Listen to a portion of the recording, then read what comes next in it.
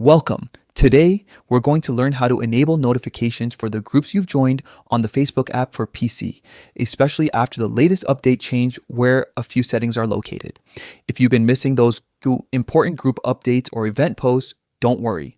By the end of this video, you'll have your notifications sorted and fully customized. First, open the Facebook app on your PC. Make sure you're logged into your account. Once you're on your main homepage, look toward the very top right corner. There, you'll see your profile photo. Click on it. This will open a small menu with several useful options. Next, click on Settings and Privacy. This section is where Facebook keeps most of your personal preferences and control tools. Once it expands, select Settings from the list. Now, in the Settings page, look for Notifications. This is where Facebook allows you to control all the alerts you get, from friend requests, page activity, to group updates. Click on Notifications to open the full list. Here's the key part. Scroll through until you find the section labeled Tags. Inside this area, you'll see several notification types that can be turned on or off. Look for Joined Groups and switch it on.